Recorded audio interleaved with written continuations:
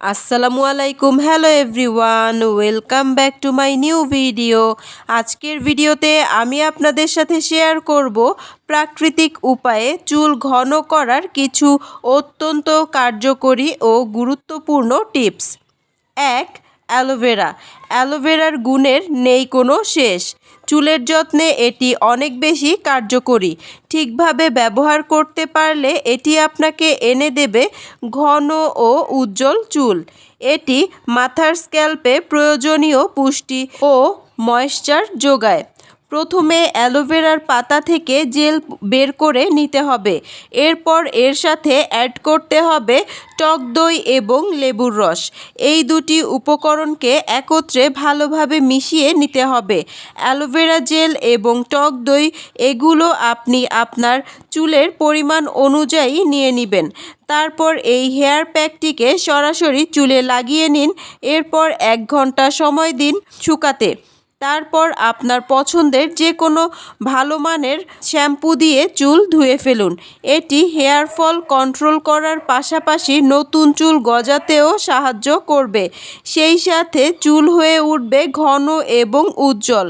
নিয়মিত ব্যবহার করলে পরিবর্তন চোখে পড়বে অল্প কিছু দিনের মধ্যেই। এই প্যাকটি সপ্তাহে একবার ব্যবহার করুন। 2. ডিম। চুল ঘন করার পাশাপাশি যদি আপনি আপনার চুল লম্বা করতে চান তাহলে চুলের প্যাক হিসেবে নিয়মিত ব্যবহার করুন ডিম। ডিমের এই প্যাকটি প্রোটিন ট্রিটমেন্ট হিসেবে কাজ করবে ও চুল শক্ত করবে। চুলের ঘনত্ব ও দৈর্ঘ্য অনুযায়ী 1টি বা 2টি ডিম ভেঙে নিন। এরপর ডিমের সাদা অংশ এবং কুসুম একত্রে ফেটিয়ে নিন। ডিমের সঙ্গে পরিমাণ অনুযায়ী ক্যাস্টর অয়েল অ্যাড করুন। ক্যাস্টর অয়েলকে ভালোভাবে ডিমের সাথে মিশিয়ে নিন। এরপর সম্পূর্ণ চুলে অ্যাপ্লাই করুন ডিমের এই হেয়ার প্যাকটি। এই হেয়ার প্যাকটি চুলে ব্যবহার করার পর 1 থেকে 2 ঘন্টা অপেক্ষা করুন। এরপর যে কোনো ভালো মাইল্ড শ্যাম্পু দিয়ে চুল ধুয়ে ফেলুন। এই হেয়ার প্যাকটি সপ্তাহে 2 বার ব্যবহার করলেই 1 মাসের মধ্যেই চুলে পরিবর্তন আসবে। শ্যাম্পু ব্যবহারের পর অবশ্যই কন্ডিশনার ব্যবহার করতে হবে। 3. মেথি। চুলের যত্নে মেথির ব্যবহার অনেক পুরনো। মেথি সারা রাত ভিজিয়ে রেখে পরের দিন সকালে সেই মেথি ভেজানো পানিটা সহ মেথিগুলোকে ব্লেন্ডারের সাহায্যে ব্লেন্ড করে নিন।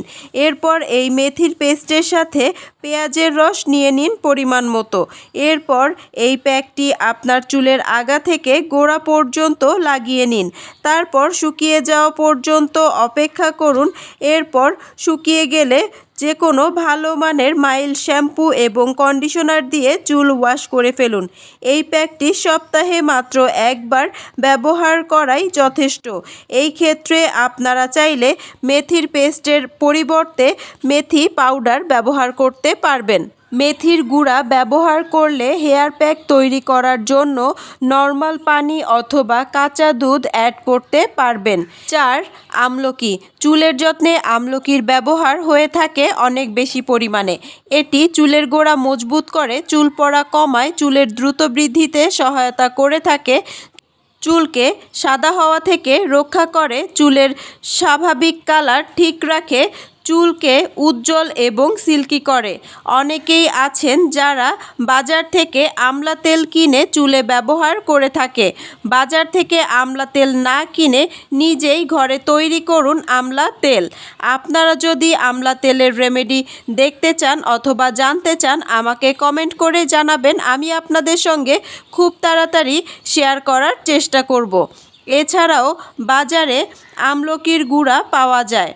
চাইলে সেই আমলকি গুঁড়া অথবা টাটকা আমলকির রস ব্যবহার করতে পারেন হেয়ার প্যাক হিসেবে। তবে আমলা তেল নিয়মিতভাবে ব্যবহার করলে সবচেয়ে ভালো রেজাল্ট পাবেন। 5. হেনা বা মেহেদি। হেনা চুলকে প্রাকৃতিকভাবে ভলিউম করে, চুলকে মজবুত করে, চুল পড়া বন্ধ করে, চুলকে ঘন করে এবং সেই সাথে চুলকে ন্যাচারালি কালার করতে সাহায্য করে। চা পাতা জাল দিয়ে চায়ের লিকার ছেঁকে ঠান্ডা করে নিন। সেই সঙ্গে একে একে লেবুর রস, টক দই ও হেনা পাউডার বা মেহেদি পাতা বাটা অ্যাড করুন। এরপর সবগুলো উপকরণ একত্রে মিশিয়ে এভাবেই রেখে দিন 1 ঘন্টার জন্য। 1 ঘন্টা পরে সম্পূর্ণ চুলে ব্যবহার করুন। তারপর অপেক্ষা করুন আরও 2 ঘন্টা। এরপর ভালোভাবে শ্যাম্পু এবং কন্ডিশনার দিয়ে ওয়াশ করে ফেলুন। এই প্যাকটি আপনারা মাসে 2 বার ব্যবহার করবেন। 6. জবা ফুল ও জবা পাতা। জবা ফুল এবং জবা পাতা চুলের জন্য অনেক উপকারী উপাদান।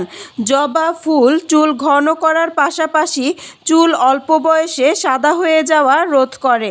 আপনার চুলের প্রয়োজন অনুযায়ী জবা ফুল ও জবা পাতা নিয়ে নিন। জবা ফুল ও জবা পাতাগুলোকে ভালো করে ধুয়ে পরিষ্কার করে নিতে হবে। এরপর জবা ফুল ও জবা পাতাগুলোকে একসঙ্গে ব্লেন্ডারের সাহায্যে অথবা পাটায় বেটে পেস্ট তৈরি করে নিতে হবে।